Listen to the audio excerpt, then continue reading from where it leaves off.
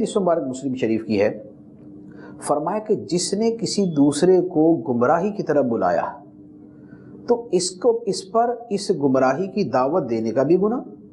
اور وہ جو اس گمراہی میں فالو کرے گا اس کا بھی گناہ اس کے اوپر آئے گا، بغیر اس کے کہ اس فالو کرنے والے کے گناہ کے اندر کچھ کمی ہو۔ تو بات یہ ہے کہ جو بندہ یا تو گناہ کا طریقہ شروع کرتا ہے، جیسے مثال کے طور پہ اگر ہمارے ملک میں کسی نے اسکولوں کے اندر یہ ڈانس کی اور میوزک کی کلاسز شروع کی، جس کو دیکھا دیکھی دوسروں نے شروع کی، اس کا مطلب یہ ہوا کہ اس نے برا طریقہ ایجاد کیا۔ اب پیچھے 10,000 اسکول بھی شروع کریں گے تو سب کا گناہ اس کو ضرور ملے گا، کیونکہ شروع اس نے کیا۔ تو جس نے گناہ کا طریقہ شروع کیا یا جس نے دوسرے کو گناہ کی دعوت دی، دونوں صورتوں کے اندر بعد والے لوگوں کا گناہ اس پہلے والے بندے پر ہوتا ہے۔ اب وہ ماں باپ جو اپنی اولاد کو یہ ناجائز و گناہ چیزیں سیکھنے کے لیے بھیجتے ہیں، چھوٹے بچے ہیں تو ان کے گناہ کا تو معاملہ دوسرا ہو جاتا ہے کہ نابالغ کے گناہ لکھے نہیں جاتے، لیکن بڑے ہو کے تو وہ اسی کو ہی استعمال کر کے سارا وہ کر رہا ہوتا ہے نا گناہ، تو ان کے گناہ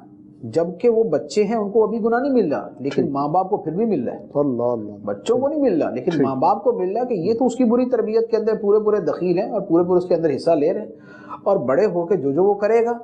اس معاملے کے اندر اس کا گناہ ان ماں باپ کو ملے گا۔ ہمارے دین نے ہمیں بڑی خوبصورت تعلیم دی ہے، فرمایا کہ کلکم راع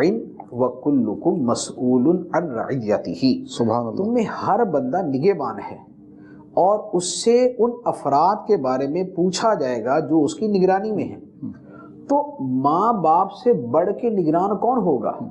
اور اولاد سے بڑھ کے ان کی نگرانی کے اندر کون ہوگا؟ اولاد جو ہے وہ تو ٹوٹل ڈیپینڈنٹ ہوتی ہے اپنے ماں باپ کے اوپر۔ ماں باپ ان کو مدرسے میں داخل کرا دے تو ماں باپ کی مرضی ہے، وہ اسے اسکول میں داخل کروا دے تو ان کی مرضی ہے، وہ اسے نیکی سکھانے والے اسکول میں داخل کرا دے تو ان کی مرضی ہے، وہ انہیں ڈانس اور گانے والے اسکول میں داخل کرا دے تو ان کی مرضی ہے۔ بچے کے اندر تو فیصلے کی قوت نہیں ہوتی، وہ تو اپنے فیصلے نہیں کر پاتا، بڑا ہوتا ہے سمجھ بوجھ آتی ہے تو اپنے فیصلے شروع کرتا ہے، ورنہ دنیا کے اندر 3-4 سال کا بچہ جو ہے اس کو اس کے ماں باپ بھی فیصلہ کرتے ہیں۔ تو لہذا یہ ماں باپ جو اپنے بچوں کو ایسی جگہوں پر بھیجتے ہیں کہ جہاں پر ان کو گناہ کی تربیت دی جا رہی ہے، تو بچوں کو گناہ تو نہیں ہوگا نابالغی کی عمر میں، لیکن ان کو بھیجنے والوں کو گناہ ضرور ہوگا۔ تو لہذا وہ اپنی ذمہ داری کو سمجھے۔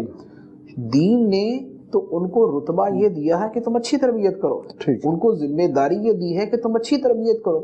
حدیث مبارک کے اندر فرمایا گیا کہ والدین کی طرف سے، والد کی طرف سے